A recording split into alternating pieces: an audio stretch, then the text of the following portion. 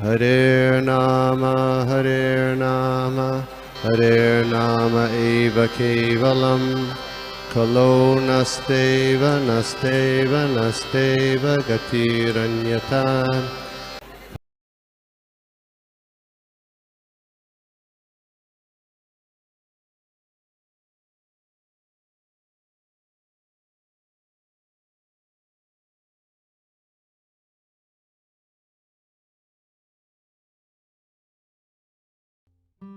हरे कृष्णा। तो एक बार फिर मैं आप सभी वैष्णव भक्तों का हार्दिक धन्यवाद देता हूं कि आपने मुझे इस सेवा का मौका दिया और मैंने इस पे थोड़ा सा सुना वरिष्ठ भक्तों से, और आपके सामने कुछ मैं बताऊंगा कि मैंने क्या क्या इस पे देखा, सुना, समझा। तो आज का जो श्लोक है वो यूं इस प्रकार है कि स्कंद 3 अध्याय 5 और 6 नंबर श्लोक।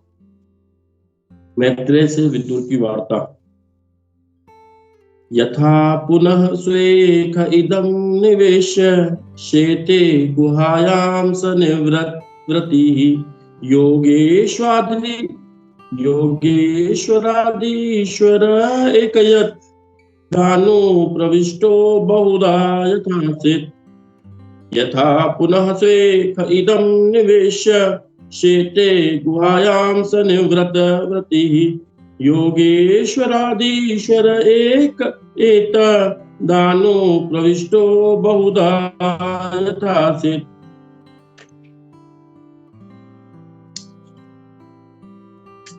तो इसमें प्रश्न पूछे जा रहे हैं मैत्रेय मुनि जी से। विदुर जी पूछ रहे हैं मैत्रेय मुनि से, जैसा कि हमें पता है कि जब दुर्योधन ने उनको निकाल दिया था तो उन्होंने अपना धनुष छोड़ करके बाहर आ गए थे, तो वो किसी कहीं इंद्रदत्ति के लिए वो नहीं गए, वो सीधे भगवत धाम जो यहाँ पर है तीर्थ यात्रा है उन पे उन्होंने किया। और इस तरीके से कभी कभी जब मैं ये प्रवचन सुन रहा था थोड़ा, तो इस तरीके से कि जब जब कभी ऐसा कुछ प्रकृति हमें मौका देती है तो हमें भगवत भक्ति हमारी बढ़ानी चाहिए, है ना। और कभी कभी हमें, जैसे प्रभुपाद जी बताते हैं कि माया बहुत बड़ी किक मारती है कभी कभी हमें, तो कभी कभी हम यहाँ पे एंजॉय में रहते हैं, बहुत अच्छा रहता है, सब कुछ सही चल रहा होता है। जैसे कि एक बार एक क्लास में प्रभु जी बता रहे थे कि शांति, जो भगवान श्री कृष्ण का वो श्लोक है, शांति मृच्छति, मैं ही सारे लोगों का स्वामी हूँ, ये जानकर एक भक्त बहुत ज्यादा शांति प्राप्त करता है।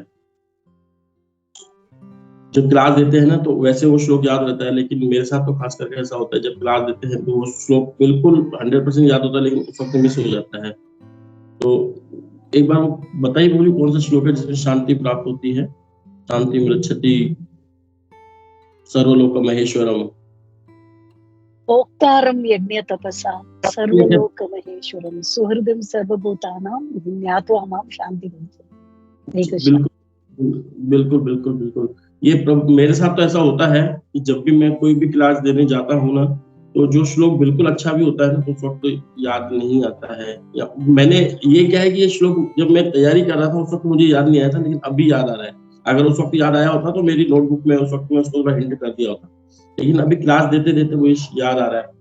तो एक प्रभु जी थे हमारे सीनियर भक्त, प्रभु जी बता रहे थे कि ना शांति क्या होती है। तो वो थोड़े से नए नए भक्त थे तो उनसे पूछ रहे थे कि भाई, नए भक्त सोचते हैं कि जैसे किसी की अच्छी जॉब हो, मतलब इनकम अच्छी हो हमारे पास, और एक बहुत अच्छा घर हो, पैतृक संपत्ति भी अच्छी हो हमारे पास, आस पड़ोस भी बहुत अच्छा हो हमारे पास, और जो हमारी धर्म पत्नी है वो भी बहुत अच्छी हो हमारे पास, हमारे बच्चे भी हमारा कहना मान रहे हो, आस पड़ोस भी हमारा बहुत अच्छा हो, घर में किसी भी भौतिक सुविधा की कमी ना हो, है ना, और कोई भी केस वेस नहीं हो हमारे ऊपर, है ना, बहुत अच्छा जीवन हो।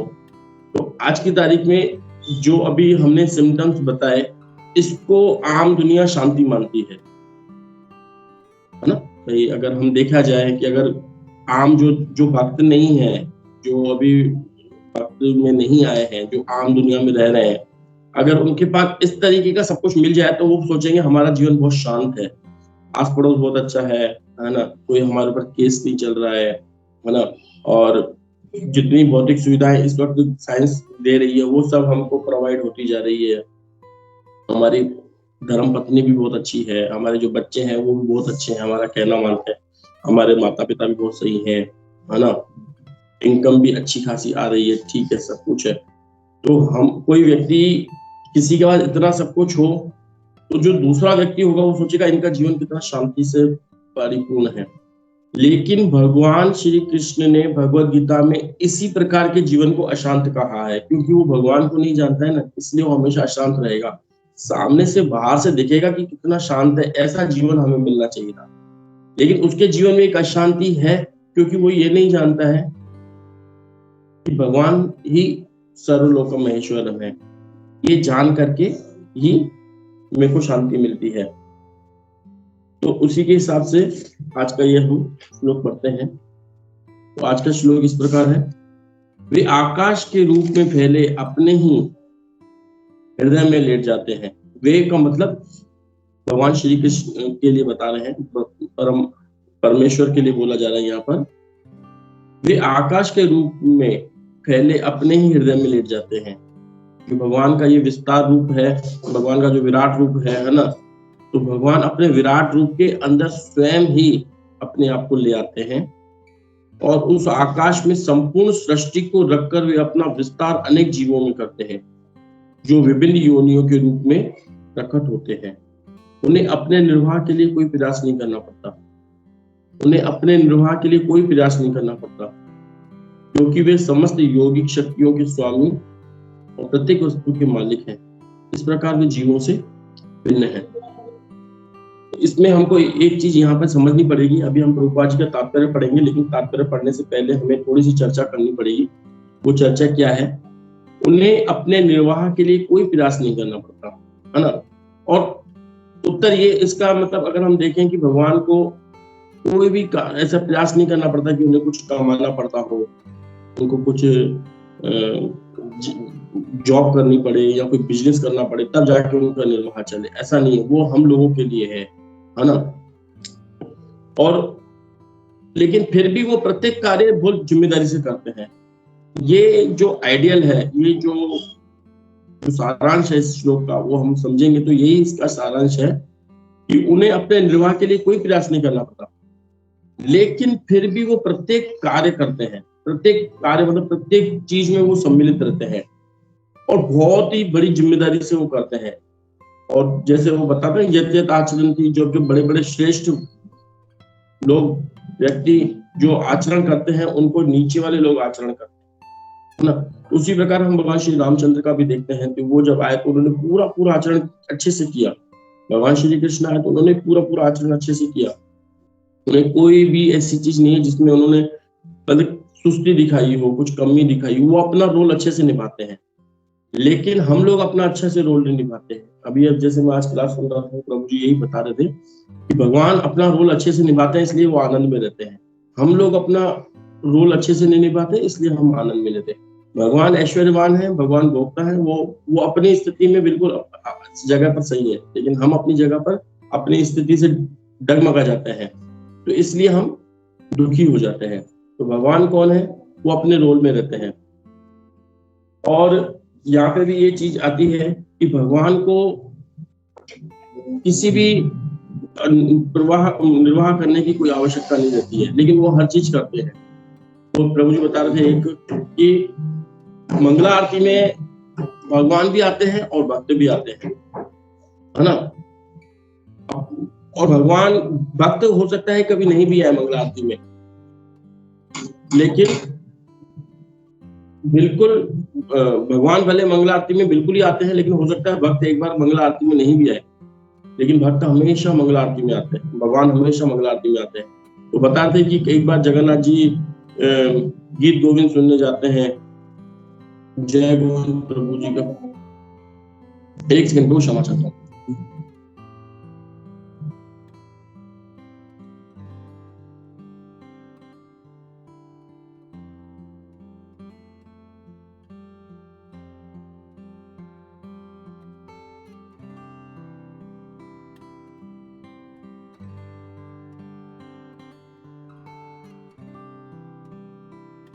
और प्रभु जी क्या बच्चों के जाने का यही समय होता है और इसी रूम में बच्चे पढ़ते हैं और यही ऑल्टर है, तो थोड़ा सा जाते डिस्टर्बेंस हो जाता है।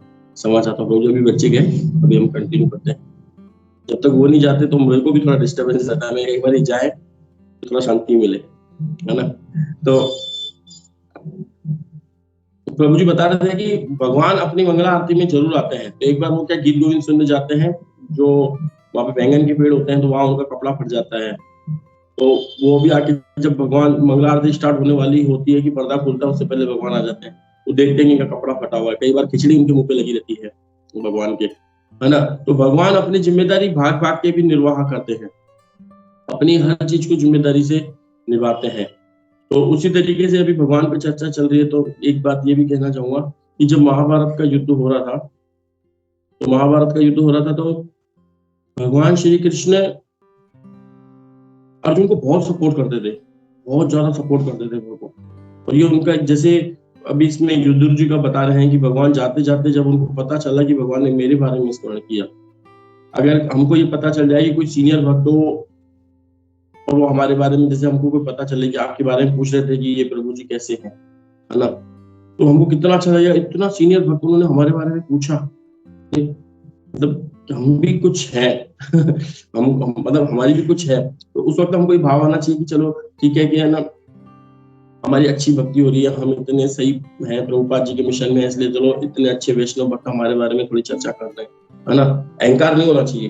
तो वैसे विदुर महाराज रोने लगे थे कि भगवान ने मेरे बारे में जाते जाते मेरे बारे में स्मरण किया। तो भगवान की स्मृति में वही भक्त लोग रहते हैं जो भगवान के सहयोग करते हैं, भगवान की जो मिशन है उसमें सहयोग करते हैं, इसलिए वो उनकी रिमेम्बर में रहते हैं। आज जैसे इसका एक छोटा सा उदाहरण जैसे अभी हमारा साधु संघ ऑनलाइन ग्रुप चल रहा है। अब इसमें जैसे तो 20, 25, 30 लोग हैं, है ना। 20, 25, 30 लोग में से 2-3 भक्त जैसे गोपी मनोहर प्रभु हैं, सूरत माधव प्रभु, जी पवन प्रभु, ये अच्छे से लेवल पे इसको संभाल रहे हैं, है ना। तो कभी ये मीटिंग भी करते होंगे तो चर्चा होती होगी, तो किसी न किसी भक्त का जो अपने 25-30 लोगों में से नाम लेते होंगे, चलो आज ये इनका कर देते हैं, आज ये इनका कर देते हैं, है ना। तो अब और भी दुनिया में बहुत लोग हैं, लेकिन उनके क्योंकि उनसे टच में नहीं है। जो टच में होंगे वो याद भी आएंगे, है ना। तो इसीलिए यानी कि जो भगवान के टच में रहेगा, श्रील प्रभुपाद जी के टच में रहेगा, उनके मूवमेंट से टच में रहेगा, तो जहां जहां मीटिंगें होंगी वहां कहीं ना कहीं हमारा नाम लिया जाएगा, अगर हम टच में रहेंगे तो, है ना। उसी तरीके से भगवान श्री कृष्ण भी इतने पावरफुल है, मतलब इतने, लेकिन वो दुर्योधन को अर्जुन को हमेशा सपोर्ट करते थे उनको। एक बार वो बता रहे थे, अभी लास्ट टाइम हमारे पास सुंदर प्रभु आए थे पुणे से, अभी 3-4 दिन पहले, और क्लास दी थी उन्होंने, यहाँ पर बहुत अच्छे से क्लास दी थी, ऑफलाइन क्लास थी।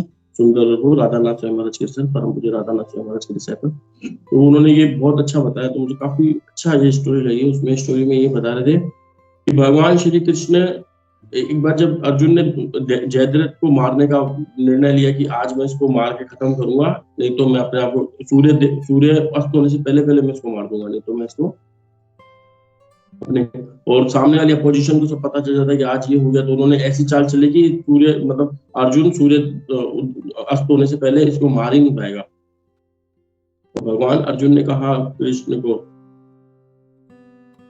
ने अर्जुन को कहा कि तुम ऐसे ऐसे प्रण ले लेते हो, पूछा तो करो। बोले पूछूं क्यों, जब तुम मेरे साथ हो तो मैं पूछूं क्यों, क्यों पूछूं ऐसे प्रणों के लिए, आप मेरे साथ हो ना, इसीलिए अब आपको जो करना है करो, ठीक है ना, मैं तो जा रहा हूँ सोने के लिए।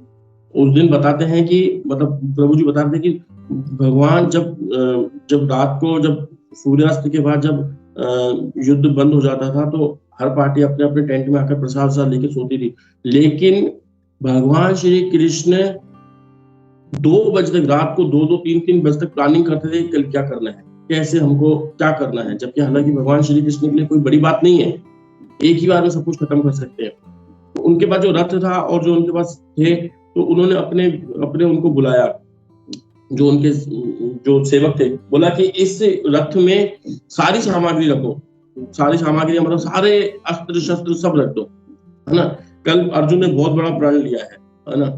अगर कल अर्जुन नहीं कुछ कर पाया, तो मैं कल इस युद्ध को खत्म कर दूंगा, इतने दिन चलने नहीं दूंगा, कल ही में। जबकि भगवान ने क्या किया था, प्रण लिया था कि मैं शस्त्र अस्त्र नहीं उठाऊंगा, है ना। तो इससे पता चलता है कि भगवान श्री कृष्ण अपने भक्तों के लिए अपनी जुबान से भी फिर जाते हैं, इसीलिए भगवत गीता में वो बोलते हैं कि अर्जुन को तुम जाकर के घोषणा करो कि मेरे भक्त का कभी विनाश नहीं होता है। तो मैं बोलूंगा तो भगवान तो अपने बात से इधर उधर हो जाते हैं, है ना, लेकिन आप बोलोगे तो मैं आपकी बात की हमेशा बात करूंगा। तो उनकी बात रखने के लिए उन्होंने बताया, अपने सेवकों को बोला कि आज इस रथ में सारा सामग्री इतनी रखना, मतलब सारे अस्त्र शस्त्र जो भी बाण वगैरह सब इतने रखना, कल अगर अर्जुन कुछ नहीं कर पाया तो कल ही मैं इसका युद्ध समाप्त कर दूंगा, कल की तारीख में ये सारा युद्ध खेल ही खत्म कर दूंगा इनका, सामने वालों का पूरा खत्म होने के लिए। तो उसके बाद वो बता रहे थे कि रात को प्रतिदिन 2 बजे रात को जब उनकी खत्म हो जाती थी तो ये जाते थे कहीं पर भगवान श्री कृष्ण। तो 4 भाई भीम, युधिष्ठिर, तो नकुल और सहदेव, ये चारों चिंता करते थे कि रात को भगवान जाते कहाँ हैं, हम आज इनका पीछा करेंगे। तो एक दिन वो भगवान का पीछा करते हैं तो वो देखते हैं कि भगवान अर्जुन के उसमें जाते हैं टेंट में, और अर्जुन वहां पर सो रहे होते हैं, और भगवान जाके उनके पैरों को दबाते हैं। उनको बहुत ज्यादा ऐसे हो जाता है कि आप तो भगवान हो, तो आप ऐसा कैसे कर रहे हो। तो भीम ने पूछा कि आप तो भगवान हो लेकिन आप ऐसा कर रहे हो, ये तो अच्छा नहीं है, ये वो। तो भगवान ने भीम का जो सर था अर्जुन के चरणों पे लगाया, तो एक एक रूम में से कृष्ण कृष्ण की आवाज आ रही थी, कृष्णा कृष्णा कृष्णा कृष्णा कृष्णा कृष्णा कृष्णा। तो बोले देखो मेरे भक्त हमेशा 24 घंटे मेरा याद करते हैं, इसीलिए मैं उनकी सेवा में लगा रहता हूँ, है ना। तो भगवान हमेशा अपने नियत कर्मों में रहते हैं, हम अपने नियत कर्मों से भटकते हैं। हमारा जो नियत कर्म है ना, हम उसमें संदेह करते हैं, हम उसमें डाउट करते हैं, लेकिन भगवान उसको डाउट नहीं करते हैं। भगवान का जो भी कार्य होता है वो दिव्य होता है। भगवान अभी जैसे इसमें आएगा, अभी थोड़ा सा हम पढ़ेंगे, जैसे प्रभु जी बता रहे थे कि भगवान तो जब सांस लेते हैं तो उसमें से ब्रह्मांड प्रकट होता है। हम जब सांस लेते हैं और जब छोड़ते हैं तो बीमारियां बाहर निकलती हैं, बीमारियां अंदर जाती हैं। हमारी तो यही स्थिति है, और हम फिर भी अपने रोल में बराबर नहीं रहते हैं। और भगवान की जितनी भी सेवाएं हैं इस संसार में, सारी की सारी सेवाएं चलेंगी, ऐसा नहीं कि कोई सेवा नहीं रहेगी, सारी की सेवाएं चलेंगी। बस ये है कि हम निमित्त मात्र कैसे बनते हैं। तो उसका उन्होंने बहुत अच्छा उदाहरण दिया।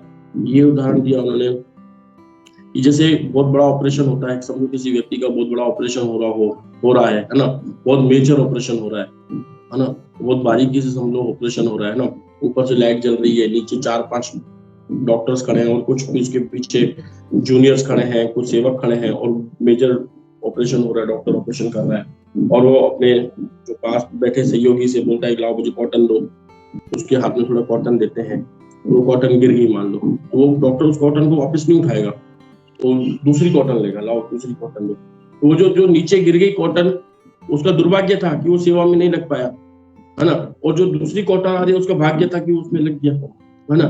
तो हमको भाग्यशाली बनना चाहिए कि हमको भगवान की सेवाएं होती रहेंगी, ऐसा नहीं है कोई चीज रुकेगी, सब कुछ होती रहेंगी, ऐसा कि हमारे कहने से कुछ नहीं होता है।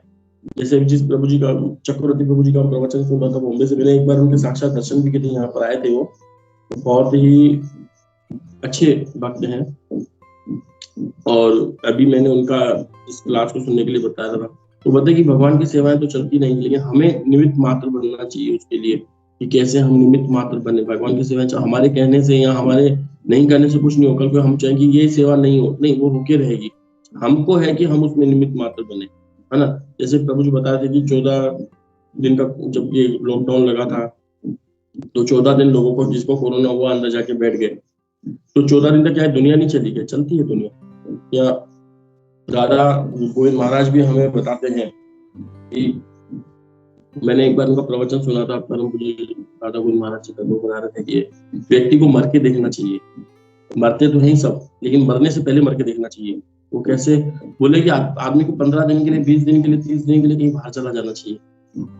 बाहर जाने के बाद उसको पता चल, फिर आके देखना चाहिए क्या कुछ कमी हुई, क्या कुछ कार्य नहीं चला, क्या सब कार्य वैसा का वैसा चलता रहता है। हमको लगता है कि हम कर रहे हैं। प्रकृति क्रियमाणानि गुणैः कर्माणि सर्वशः अहंकार अभिमूलात्मक करता हूं व्यक्ति सोचता है कि मैं सब कुछ कर रहा हूँ इसलिए हो रहा है। नहीं, ऐसा नहीं है, प्रकृति का खेल है, सब कुछ चल रहा है। तो अभी महाराज आए थे यहाँ पर हमारे इधर, अच्छा अभी प्रचार चल रहा है जिस एरिया में मैं रह रहा हूँ, उसमें अभी परम पूज्य जयप्रताप स्वामी महाराज के शिष्य परिव्राजक स्वामी महाराज, परम पूज्य भक्ति प्रचार परिव्राजक स्वामी महाराज आए थे। जहाँ पर मैंने आपको शेयर भी किया था कि वहाँ धाम बन रहा है, जगन्नाथ धाम। तो वहाँ हम गए थे, तो महाराज ने बहुत अच्छी स्टोरी बताई थी। महाराज ने बताया कि एक कोई संत था और एक व्यक्ति जाता है उनका सुनने के लिए प्रवचन। वो प्रवचन सुनने के लिए जाता है तो संत बताते हैं कि ये मनुष्य जीवन मिला है, इसमें हमें भक्ति करनी चाहिए, और माया हमें गधों की तरह नचा रही है और हम भी नच रहे हैं, हमें पता ही नहीं चलता हम कर क्या रहे हैं, हमें भगवान की भक्ति करनी चाहिए। वो तो वो थोड़ा गरीब व्यक्ति था, तो उसने जाकर के महाराज को कहा कि महाराज जी, मतलब महाराज जी स्टोरी बता रहे थे एक संत के बारे में पुराने जमाने में। तो संत, एक व्यक्ति जाता है संत के पास, बोलता है कि आप बोल रहे हो सब कुछ छोड़ दो, पूछे घर कैसे चलेगा? बोला तुम छोड़ के देखो, देखो घर चलता है नहीं चलता है, 1 महीने के तुम कहीं बाहर चल जाओ। बोला ठीक है महाराज जी, आप कह रहे थे, मैं बाहर जाके देखता हूँ। वो 1 महीने के लिए बाहर चल जाता है, तो इधर लोग बिना बताए चल जाता है। तो जैसे मरता है तो आदमी बता के थोड़ी मरता है कि अब मैं कल अगले सेकंड मर रहा हूँ बस, है ना। तो उसके मन में तो फिर भी जीने की इच्छा रहती है कि अभी तो हम और जिएंगे और जिएंगे और जिएंगे, और उनको पता नहीं होता कि अगला समय हमारा शरीर को छोड़ने वाला हमारा समय आ गया। तो वैसे ही कोई बता के नहीं मरता, तो वो बता के नहीं जाता, चल जाता है। 2 दिन 3 दिन 4 दिन लोग चिंता करते हैं, ये वो नहीं आया नहीं आया। और पहले कुछ ऐसे कुछ व्हाट्सएप में कुछ ऐसा तो था ही नहीं कि जाकर के लोकेशन ले ले या फोन करके पूछ ले या कुछ पुलिस रिपोर्ट लिखा के आ जाए, ऐसा कुछ था नहीं। तो उन्होंने आइडिया लगाया कि गाँव था, कहीं आसपास गया होगा, कोई शेर वेर खा गया होगा, मर गया होगा, तभी नहीं आ रहे थे दिन तक। तो ऐसे करके उनका 12वां सब कर देते व्यक्ति का। तो ठीक है, हो गया 12वां खत्म, और 12वां हो गया तो पंचायत बैठती है। बोला अभी तो बेचारा चला गया, अब इसके तो पीछे 2 लड़के और 1 लड़की थी उनका। हाँ ये बताया था, 2 लड़के और 1 लड़की, लड़की बड़ी थी, 2 लड़के छोटे थे। तो पंचायत बैठी तो पंचायत ने कहा कि भाई इसकी बड़ी लड़की है, ये विवाह के योग्य है, तो हम क्या करते हैं कि सब कुछ गांव वाले मिल करके इनका विवाह करा देते हैं। तो बहुत अच्छे घर में विवाह करा दिया उनका, बहुत अच्छे घर में विवाह करा दिया। ठीक है, फिर एक बड़ा बच्चा था, बोले हम इस बच्चे के लिए क्या करते हैं, अब देखो पिताजी तो है नहीं, है ना। तो एक पिताजी थे, वो एक सब लोगों ने मिलकर उनकी एक गवर्नमेंट जॉब लगवा दी सिफारिश करके, और ज्यादा सुखी हो गया। लेकिन एक छोटा बच्चा था, वो पढ़ाई कर रहा था, क्योंकि वहां पे कोई धनी व्यक्ति था, हमारे महेश अडवाणी पे जो जैसे दुबई में है वैसा कोई धनी व्यक्ति था। तो उसने उसका खर्चा उठा लिया, बोले ठीक है इसकी पढ़ाई का खर्चा मैं उठा लेता हूँ। ऐसे करके उनका खर्चा उठ गया, और ऐसे वो स्त्री को भी कुछ काम मिल गया, और मतलब काम अच्छे से रहने लगे, बहुत अच्छे से रहने लगे। ऐसे लग रहा था मानो कि मतलब कि उस व्यक्ति की वजह से उस घर में कलेश चल रहा था। वो व्यक्ति के जाते ही उनके घर में मतलब भाग्य खुल गया उनका, मतलब लक्ष्मी के मामले में या भौतिक सुविधाओं के मामले में उनका भाग्य खुल गया। कहते हैं ना कभी कभी मतलब इस व्यक्ति के हिसाब से कई लोग खा रहे होते हैं, वो व्यक्ति घर से जाता है तो सब कुछ चल जाता है। कई बार ऐसा होता है कि कोई व्यक्ति जाता है तो उसके बाद अच्छा कुछ देखने को मिलता है, तो उनका सब जीवन अच्छा चलने लग गया। तो 1 महीने बाद वो प्रभु जी वापस आए, वो महाशय जी वापस आए, जिनके मन में प्रश्न था। उन्होंने दरवाजा खटखटाया, तो बोले कौन है? उनकी वाइफ ने पूछा कौन है? तो बोले कि मैं तुम्हारा आदमी, तुम्हारा पति। बोले मेरा पति तो मर गया। बोले मर कैसे गया? मैं तो जिंदा हूँ। बोले नहीं हमने तो, हमारा पति मर गया है और हमने उसको 12वां सब कर दिया, खत्म करो, कोई नहीं है। और अगर तुम जिंदा भी हो तो भी वापस चल जाओ, अगर तुम वापस आ गए तो मेरी बच्चे की जॉब वो वापस चल जाएगी, और क्या कहते हैं मेरे बच्चे का जो पढ़ाई का खर्चा मिल रहा है वो भी नहीं मिलेगा। अब हमें आपकी आवश्यकता नहीं है, आप जा सकते हैं। तो ये है एक हमारी स्थिति। हम इतना करते हैं, हम सब कुछ करते हैं, हम सोचते हैं कि हम कर रहे हैं, लेकिन ऐसा नहीं है। भगवान सब कुछ करवाते हैं, किसके माध्यम से क्या किसको मिलता है ये हमें पता नहीं चलता है। इसीलिए केवल एक ही है कि हमको हमारे रोल में रहना है। हमारा रोल यही है, हम कृष्ण के दास हैं और हमें बिंदास रहना है। कृष्णदास सदा बिंदास, मायादास सदा उदास। तो हमें कृष्ण अपने रोल में ही रहना है, हमें अपने रोल से बाहर नहीं जाना है। जैसे हम अपने रोल से हिलते हैं तो हमारी स्थिति खराब हो जाती है। जैसे हमारे ऊपर डिश टीवी का एंटीना लगा हुआ होता है, वो एक बिल्कुल एक क्षेत्र उसमें लगा हुआ होता है, सीमा मतलब इस डायरेक्शन में लगा हुआ होता है। उस डायरेक्शन से अगर हमारा एक सूत भी, कहते हैं अगर एक सूत भी यहाँ गया ना तो हमारी पिक्चर क्लियर नहीं आती, और थोड़ा उधर गया तो बिल्कुल बंद हो जाती है। तो अगर वो बिल्कुल क्लियर पिक्चर चाहिए तो हमको बिल्कुल उस सूत में रहना पड़ेगा, उस डायरेक्शन। उसे हल्का सा भी इधर गए तो पिक्चर नहीं आएगी, हल्का सा इधर गया तो पिक्चर नहीं आएगी। है ना। तो बिल्कुल हमारे अपने सूट में रहना चाहिए, हमें हमेशा बिल्कुल उसमें डायरेक्शन में रहना चाहिए। तो हमारा रोल क्या है, ये हमेशा हमको रिमाइंड में होना चाहिए कि हमारा रोल क्या है। हम कृष्ण के दास हैं और इसी रोल में हमें रहना चाहिए।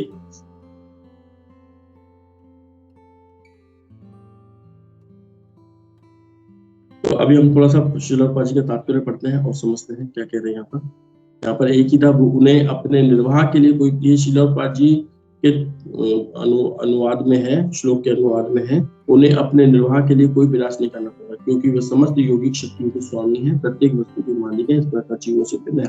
क्योंकि जो योगी होते हैं ना, उनके अंदर जब इतनी शक्तियां होती है, जो योगेश्वर है ना, योगियों के भी ईश्वर है, तो योगियों में कितनी शक्ति होती है। जैसे कर्दम मुनि के बारे में बताया जाता है कि कर्दम मुनि एक कोई छोटा सा नहीं, बहुत बड़ा उन्होंने घर टाइप का, हवेली टाइप का, विला टाइप का उन्होंने ऊपर आकाश में प्लेन बनाया था, आराम से उसमें रह सकते थे, खा सकते थे, और कोई उनके लिए फ्यूल की जरूरत नहीं थी, वो बिल्कुल अपने मन की गति से वो चलता था। योगेश्वर ऐसे होते हैं योगी, जिन्होंने इस तरीके से महल बना लेते हैं, वो महल पर उड़ते रहते हैं, उसमें वो आनंद भोगते रहते हैं। और अभी जो ये योगिक शक्ति हमारी भौतिक शक्ति से थोड़ी ऊपर होती है। भौतिक शक्ति तो हम देख सकते हैं, जैसे अभी प्लेन है, चलता है, वो बहुत कंजेस्टेड होता है, बहुत ज्यादा शोर भी करता है वो, और एक समय ऊपर जाता है तो वापस ईंधन खत्म हो जाता है, फ्यूल खत्म हो जाता है, उसको नीचे आना पड़ता है ना। ये तो होती है भौतिक शक्ति होती है, लेकिन एक योगिक शक्ति होती है। जैसे हम देखते हैं कर्दम मुनि ने अपनी वाइफ के साथ काफी समय तक उसमें इन्होंने आनंद लिया था, और एक उसमें तालाब भी था, तालाब के अंदर उनकी पत्नी जाती है, उनकी पत्नी का क्या नाम था, कर्दम मुनि दिति, देवहूति था, हाँ okay, Devahuti, yes yes, Devahuti, Kardam मुनि देवहूति। थैंक यू प्रभु, आपने बताया। भूल जाते हैं प्रभु जी, पता नहीं क्यों स्मरण शक्ति बहुत कम है, पढ़ते हैं, देखते हैं, इतना करते हैं, फिर भूल जाता है, शक्ति बहुत कम है। देवहूति, माता देवहूति, जिनके पुत्र कपिल देव जी आएंगे, लास्ट में वो बोल के जाएंगे कि हाँ मेरे को एक पुत्र दे के जाओ, वो पुत्र दे के फिर जाएंगे उनको। और वो माता देवहूति, उनकी माता देवहूति इतनी सुंदर थी, जब उनके पास वो आई थी तो, लेकिन उनकी सेवा करते करते करते करते उनकी शरीर ऐसा हो जाता है, बिल्कुल ही अस्वस्थ हो जाता है, बिल्कुल ही बदसूरत हो जाती है, बाल भी ऐसे हो जाते हैं, बिल्कुल ऐसे देखा जाए तो। लेकिन वो अपनी उनकी सेवा कर रही थी, और जब उनको पता चला कि कर्दम मुनि को कि मेरी पत्नी को कुछ ऐसा चाहिए, और राधा गोविंद महाराज बताते हैं कि अपनी स्त्री से मिलके रहना चाहिए एक व्यक्ति को, काफी कुछ बताया है राधा गोविंद महाराज ने भागवत में, अभी हम चर्चा नहीं करेंगे। तो उनको जब पता चलता है कि ऐसी ऐसी इनकी इच्छा है, तो वो एक मन से, हृदय से, मन से वो योग एक वो प्रकट करते हैं। उसमें काफी दासियां भी आती हैं, और एक तालाब, एक पानी का सरोवर भी होता है, उसमें जब वो नहाने जाती हैं, उसके अंदर काफी लेप होते हैं, उनको लगाते हैं, काफी वापस पहले की तरह वो सुंदर बन जाती है, और काफी वर्षों तक उनके साथ संभोग करते हैं, रहते हैं। और उनके साथ इतनी 9 पुत्रियां थी प्रभु उनकी, 9 पुत्रियां, फिर एक पुत्र है, तो 9 पुत्रियां, राइट प्रभु, 9 पुत्रियां थी, 9 पुत्रियों का विवाह होता है आगे जाकर के, है ना। और एक पुत्र कपिल देव जी आते हैं, है ना। तो सेवा से ये सब कुछ हमको देखने को मिलता है, कैसे कैसे सेवा करते हैं। और भगवान श्री कृष्ण बताते हैं कि ये जो आध्यात्मिक ज्ञान है, शुरू में हमको लगता है कि विष के तुल्य है, लेकिन आगे जाके वही अमृत बनता है, और जो हमको अभी अमृत लगता है वो आगे जाके विष बनता है। और उसी तरीके से जो सेवा में हमको थोड़ा सा तुच्छता लगती है, थोड़ा सा थकान सी ऐसे महसूस होती है, लेकिन आगे जाकर के ये हमारे भाग्य खोलने वाला है। जो भी भक्त लोग हैं उनको लगना चाहिए कि जैसे अगर किसी ने भगवान का नाम लिया है, भगवान कृष्ण का नाम लिया है, वो आगे जाके उनके भाग्य जरूर खुलेगा। अभी चाहे उसने किसी ने सुस्ती से भी लिया हो, लेकिन आगे जाके उनके भाग्य जरूर खुलेगा। लेकिन जो अभी इंद्र तृप्ति में लगे हुए हैं, जिनको भगवान के नाम का ही पता नहीं है, वो बाहरी दृष्टि से लगता है कि वो देखो कितना अच्छे रह रहे हैं, है ना। लेकिन भगवान के जो भक्त होते हैं, उनके नसीब में भले कुछ हो नहीं हो, उनके प्रारब्ध में भले कुछ हो नहीं हो। जैसे इसी संग में मैंने सुना था कि मधुसूदन प्रभु जी बताते हैं कि भक्त भले कैसा भी हो, लेकिन उसके साथ कभी इतनी बुरी स्थिति नहीं आएगी कि उसको खाने को नहीं मिलेगा, ऐसे कुछ बताया था यहाँ पर, मुझे पता चला।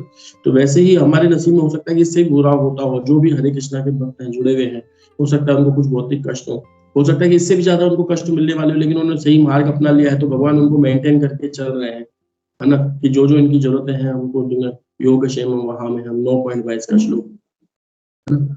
तो उनको वो मिलता रहता है। हो सकता है कि हमारे नसीब में जो अभी हम इतना भी नहीं हो, क्या पता हम खाने के भी हमारे लाले पड़ जाते हो। अभी जैसे हम कहीं देखते हैं कि व्यक्ति होते हैं, वो बहुत ज़्यादा प्रयास करते हैं सुखी होने का, लेकिन सुखी नहीं हो पाते हैं, है ना? और ज़्यादा बल्कि दुःख में गिरते जाते हैं, गिरते जाते हैं, और क्या पता हमारे प्रारब्ध वैसे ही रहे हों, लेकिन पता नहीं किसी वैष्णव की कृपा से हमको थोड़ा-सा ऐसे मिल गया हो, तो कि हम अपने जीवन को मेंटेन करके चल रहे हैं, है ना? तो इसीलिए हम देखते हैं कि हमको भगवान की भक्ति जब हम करते हैं, तो हमें इसका भाग्य खुलने वाला ही होता है। इसे भाग्य कभी अंधकार में जाए खुलेगा, चाहे इस जीवन में नहीं खुलेगा, कोई कम भक्ति करेगा तो अगले जीवन में खुलेगा, उससे अगले जीवन में खुलेगा। और कल भी बता रहे थे, और इससे मैंने पहले भी सुना था कि सबसे महान भय होता है कि मनुष्य योनि से नीचे गिरने का। मनुष्य योनि से नीचे गिरना यही महान संकट है, और कोई संकट नहीं है, बाकी सब छोटे मोटे संकट। इस स्थिति से नीचे गिरना, मनुष्य जीवन से नीचे गिरना मतलब हम भय, मतलब संकट है। उसी तरीके से आध्यात्मिक जीवन में अगर हम देखें, तो इस भौतिक जगत की बात है, भौतिक जगत में अगर हम मनुष्य से नीचे चले गए तो पशु पक्षी बन जाएंगे, और आध्यात्मिक जगत में अगर देखें तो अपनी स्थिति से नीचे गिरना, अपनी स्थिति, हमारी स्थिति है कि भगवान की सेवा करना, उस स्थिति से नीचे गिरना महान संकट है ना? अब हम शिलोपज के तात्पर्य पढ़ते हैं, बहुत अच्छा तात्पर्य है शिलोपज। 2 मिनट में बस इसको करते हैं। सृष्टि पालन तथा संहार विषय प्रश्न जिनका उल्लेख श्रीमद् भागवत के भागों में हुआ है, विभिन्न कल्पों से संबंध रखते हैं। अतः विभिन्न जिज्ञासुओं द्वारा पूछे जाने पर विभिन्न अधिकारियों द्वारा उनका वर्णन भिन्न भिन्न रूपों में होता है। तो इसमें यहाँ पर एक चीज बताऊंगा जो मैंने प्रभु जी सुनी थी। बताते हैं कि सिद्धांत हमेशा वही रहेगा, लीलाओं में हो सकता है थोड़ी बहुत 19-20 हो जाए, और हर कल्प में अलग अलग कुछ मिल जाए बताने वाले के हिसाब से या किसी के हिसाब से, है ना? लेकिन सिद्धांत हमेशा रहेगा कि भगवान भगवान है, हम जीव हैं। तो उन्होंने नरसिंह भगवान का उदाहरण दिया था कि एक बार नरसिंह भगवान को जैसे खंबे से प्रकट हुए, तो एक बार उड़ के भी आए थे भगवान। अभी बता रहे थे कि भगवान उड़ के भी आए थे, तो हिरण्यकशिपु ने कहा कि कौन सा व्यक्ति आ रहा है, उनको बुलाओ इधर। उन्होंने बोला बुलाएं क्या, वो इधर ही आ रहा है, अब उनको बुलाना क्या है, वही इधर रहे। तो बोलते कि ना, भगवान मतलब स्थिति वही रहेगी, सिद्धांत वही रहेगा, प्रिंसिपल वही रहेगा कि हम दास हैं, हम दास ही रहेंगे। कभी ऐसा नहीं होगा कि हिरण्यकशिपु भगवान को पकड़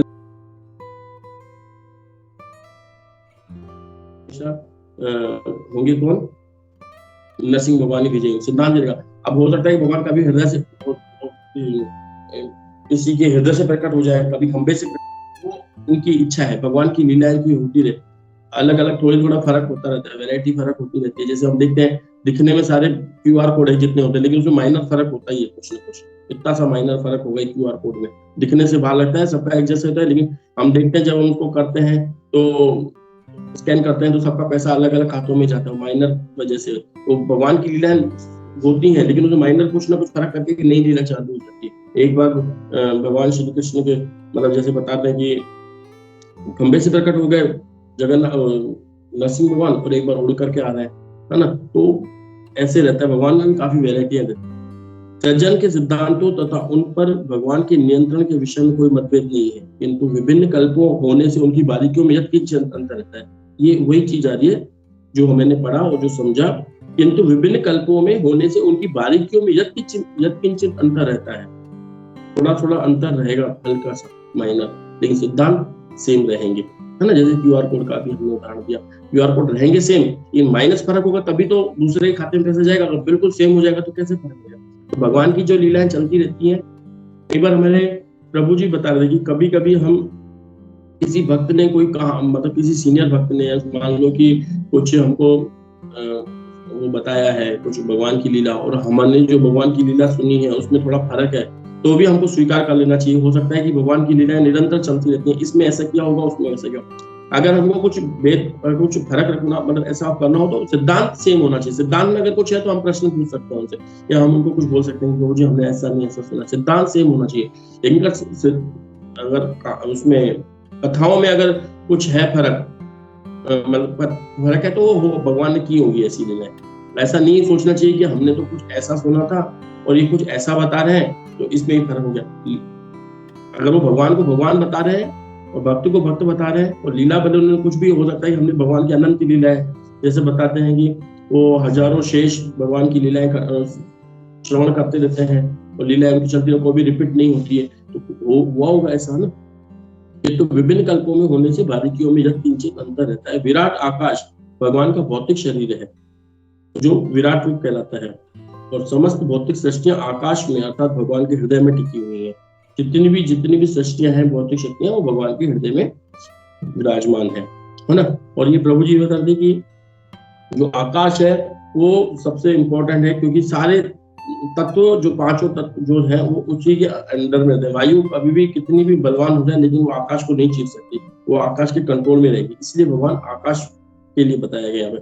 और समस्त भौतिक सृष्टियां आकाश में अर्थात भगवान के हृदय में टिकी रहती है। आकाश से लेकर जो स्थूल दृष्टि के लिए सर्वप्रथम भौतिक अभिव्यक्ति है, पृथ्वी तक हर वस्तु ब्रह्म कहलाती है। सर्व खलवम इदम ब्रह्म, भगवान के अतिरिक्त अन्य कुछ नहीं है, वे अद्वय है। भगवान के अतिरिक्त और कुछ भी ना, उसके अलावा कुछ नहीं, वे अद्वय है। अद्वय, जिसके अतिरिक्त और कोई ना हो, जिसके अतिरिक्त कोई दूसरा ना हो, वो अद्वय कहलाता है। जैसे अद्वय शब्द है ना, जिसके अतिरिक्त कोई दूसरा ना हो, अद्वय, आदित्य, अद्वय, एक ही बात है। जीव पराशक्ति है, हम पराशक्ति हैं, जबकि पदार्थ अपराशक्ति है। भगवान की 2 प्रकार की शक्तियां हैं, 3 प्रकार की शक्तियां, बहिरंगा शक्ति, अंतरंगा शक्ति और तटस्था शक्ति। तो तटस्था शक्ति और बहिरंगा शक्ति मिल करके भौतिक जगत करते हैं। इन दोनों शक्तियों के मेल से भौतिक जगत की अभिव्यक्ति होती है, जो भगवान के हृदय में स्थित है। इसी के साथ में अपना ये समय भी हो गया और मैं काफी लेट भी रहा आज, तो मैं क्षमा चाहता हूँ लेट आने के लिए, और आप सबको लेट हुई मेरी वजह से, इसके लिए। इसी के साथ में अपनी वाणी को यहीं पे विराम देता हूँ। और जो एडिशनल भक्त हैं, जो तैयारी करके बताएं, तो हमारा भी कुछ सुनने का मौका मिलेगा। हरे कृष्णा।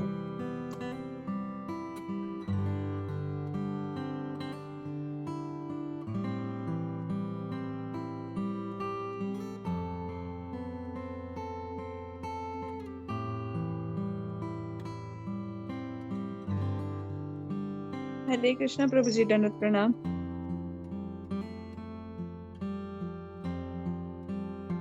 प्रभु जी बहुत अच्छे से एक्सप्लेन किए इस वर्ष को। इसमें बताएं कि कैसे भगवान जो है अपने कार्यों में लगे रहते हैं, मतलब उनका कार्य कभी नहीं रुकता। हम लोग ही अपने कार्य अच्छे से नहीं करते। और इसमें बहुत सारे पॉइंट आप बताएं प्रभु जी। प्रभु जी, मुझे यहाँ पे एक इस वर्ष में मेरा एक डाउट है।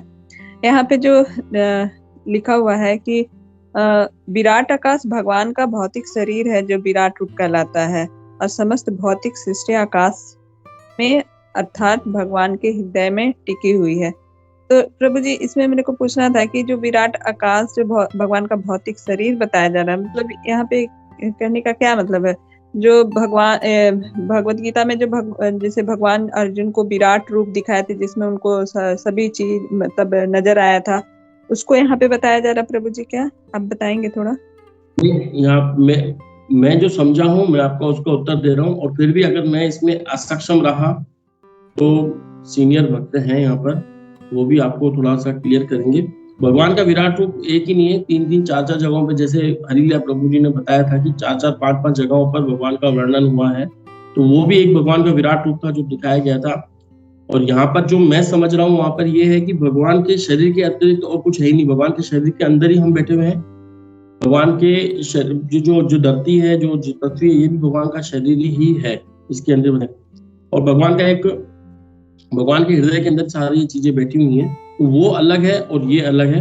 और बाकी गोपी मनोहर प्रभु और हमें बताएंगे इसके मामले में अच्छा सा।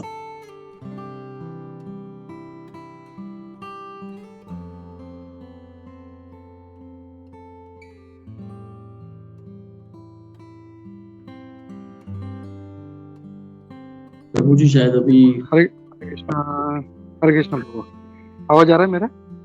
यस प्रभु जी, आ रहा है। नहीं, सही बताया प्रभु आपने। जैसे हम लोग जैसे हरिलीला प्रभु जी भी आए तो उन्होंने बताया था कि जो भगवान का विराट रूप है, उसका अलग अलग जगह पर वर्णन है और अलग अलग तरीके से है। एक तो जो भगवान ने युद्ध भूमि पे दिखाया था, वो एक विराट रूप वो है जहाँ पे पेड़ पौधों को उनका रोई कहा गया है, और ऐसे अलग अलग वर्णन है। तो उस चीज से हम समझ सकते हैं कि हो सकता है कि ये जो है आकाश है, उनका शरीर है। क्योंकि विश्व रूप का अलग अलग जगह पे अलग अलग वर्णन है। तो ये भी जो कहा गया है इसमें प्रभुपाद जी जो कह रहे हैं इस इन डिफरेंट सेंस, ऐसा हम लोग समझ सकते हैं। I hope that answers. Hare Krishna. Okay प्रभु जी, थैंक यू सो मच प्रभु जी। हरे कृष्ण।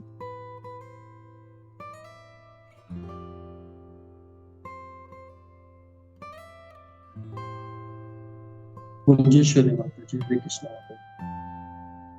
हरे कृष्णा प्रभु जी। आपने जो पहले कहा था वो बिल्कुल सही था कि भगवान की जो लीला है वो हर एक युग में, हर एक समय अलग अलग होती है, उसमें अलग अलग।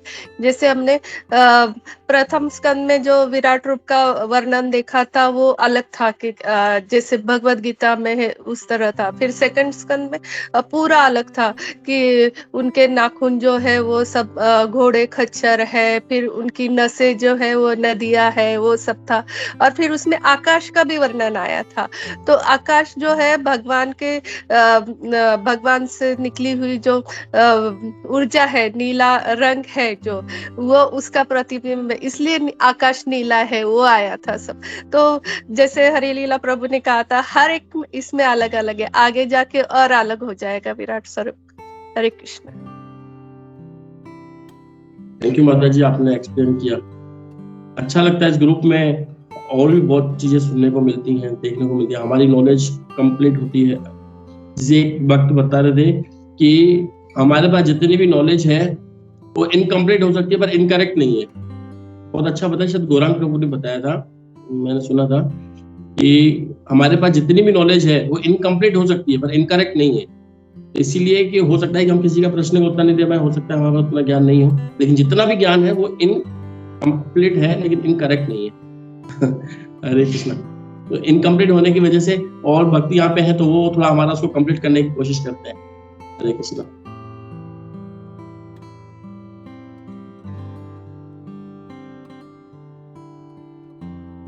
यस मेघा माता जी, हरे कृष्णा।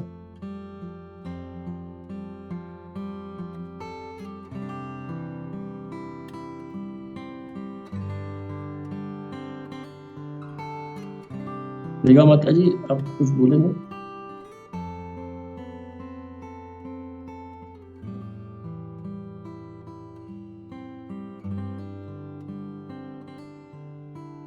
मेघा माता जी, आपका आवाज नहीं आ रहा है मेघा। हरे कृष्णा। यस माता जी, हरे कृष्णा। हरे कृष्णा प्रभु जी, दंडवत प्रणाम। सभी भक्तों को मेरा दंडवत प्रणाम। प्रभु जी, थैंक यू फॉर क्लास। प्रभु जी, मैं आपके क्लास से कुछ पॉइंट्स ही शेयर कर पाऊंगी। मैंने कुछ ऐसा एक्स्ट्रा पॉइंट बनाया नहीं है, और प्रीवियस क्लास से जो भी है। और जैसे कि इस वर्ष में हम लोग को पढ़ने को मिल रहा है, जैसे कि कैसे विदुर जी मैत्री मुनि के पास जाते हैं और वहाँ पे और कुछ ना पूछ करके सेल्फ रियलाइजेशंस के बारे में मतलब पूछ रहे हैं। वो चाहते तो बहुत कुछ ऐसे सवाल पूछ सकते थे।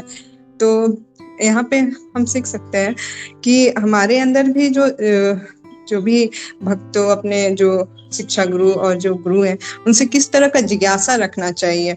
ये नहीं कि हम उनसे सिर्फ मटेरियल प्रोग्रेस से रिलेटेड सवाल पूछें, बल्कि ऐसा सवाल पूछे जो हमारे हमारे डिवोशनल सर्विस के प्रगति के लिए अच्छा रहेगा। और जैसे कि इस क्लास में हम बताएं कि हम दुखी क्यों होते हैं, जब हमारा जो ध्येय होता है वो होता है कि आई एम एंजॉयर और I want to be independent. अगर हम ये चाहते हैं और इसके लिए हम जो भी कार्य करते हैं, तो उसमें हम बहुत दुखी, कुछ ना मिल करके हमें दुखी हासिल होता है। वी नेवर बी सेटिस्फाइड, क्योंकि अल्टीमेट हम लोग अपने इस जो क्लास में सीखे हैं कि अल्टीमेट जो है वो कृष्णा ही भोगता है, वो इंजॉयर है। और we can not be enjoyer, but we can be only enjoyed. So यहाँ पे ये बताया है गया है। तो और फिर बताते हैं कि भगवान को किसी भी चीज का जरूरत नहीं है, ही इज पूर्ण, है ना, वो कंप्लीट है। और जो भी वो करते हैं वो सिर्फ हमारे लिए करते हैं। जितने भी कार्य करते हैं, सृष्टि का निर्माण करते हैं, वो हमारे लिए करते हैं। हमारे वो क्योंकि वो हमारे से ज्यादा बहुत feel very affectionate to us, इसीलिए वो ये कार्य करते हैं। और उन्हें और यही है प्रभु जी। थैंक यू प्रभु जी। हरे कृष्णा। सॉरी अगर मेरा रियलाइजेशंस में कुछ गलती हुआ हो तो उसके लिए माफ कीजिएगा। हरे कृष्णा। हरे कृष्णा माता जी, बहुत अच्छा आपने बताया। और आपके इस पॉइंट से मैं एक पॉइंट बल्कि जो लिखा था मैं बोलना भूल गया क्योंकि मैं लेट था। और इसमें जब मैंने ये प्रभु जी का प्रवचन सुन रहा था तो जबकि प्रभु जी हैं तो राधा नाम स्वामी महाराज के डिसाइपल, लेकिन उन्होंने परम पूज्य जयप्रताप का स्वामी महाराज का उदाहरण दिया था। तो उन्होंने ये बताया था कि एक बार परम पूज्य जयप्रताप का स्वामी महाराज ने कहा था कि मेरे रूम के बाहर लिख दो कि काउंसलर ऑफ, किसी को बच्चा नहीं होता है, किसी की शादी नहीं होती है, किसी के पास धन नहीं है, किसी के पास पैसा बिजनेस नहीं चल रहा है किसी का, है ना, इस तरीके का लिख दो। और नीचे लिख दो छोटे से अक्षरों में स्पिरिचुअल मास्टर। बोले कि लोग आते ही नहीं है इसके लिए, मतलब स्पिरिचुअल के लिए आते ही नहीं कि कैसे हम ऐसे ऐसे प्रश्न पूछें कि जिससे हमारी आध्यात्मिक उन्नति हो, हमारा सब कुछ सही चले। हम जाते ही ऐसे प्रश्नों के लिए जिससे हमको भौतिक संपत्ति मिले, तो क्या करें। तो इसलिए उन्होंने ये उदाहरण दिया। हमको आपने सही बताया कि हमें सेल्फ रियलाइजेशन के लिए प्रश्न हमको पूछने चाहिए हमारे पास। और उसी का एक उदाहरण मतलब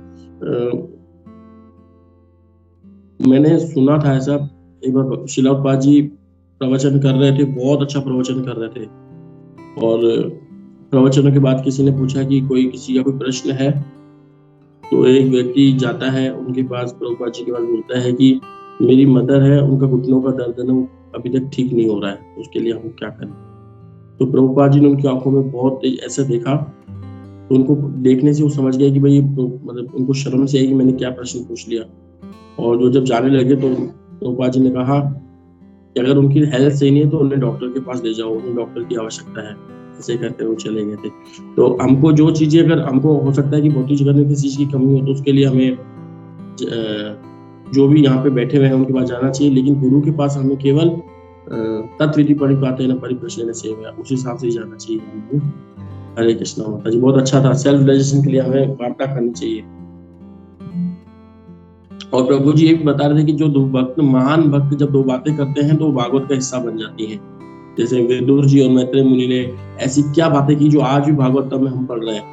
लेकिन क्या हमारी कुछ ऐसी चर्चा चलती है जो आगे जाकर के कुछ वो किसी मनुष्य के लिए, आने वाली पीढ़ी के लिए वो मतलब वो काम आएंगी जो आज हम चर्चाएं करते हैं मतलब हार के जीवन में। यहाँ तो हम आधा 1 घंटा पढ़ते हैं, मैं मेरे लिए कह रहा हूँ, हम आधा 1 घंटा अपनी साधना तक ही टाइम दे पाते हैं, अन्यथा तो हम दे ही नहीं पाते टाइम। और हमें देना चाहिए समय यहाँ पे, और जीवन यही है। अभी ना एक छोटी सी समय नहीं है, बाद में बात करेंगे, बहुत अच्छी करेंगे बाद में ना। हरे कृष्णा। और कोई?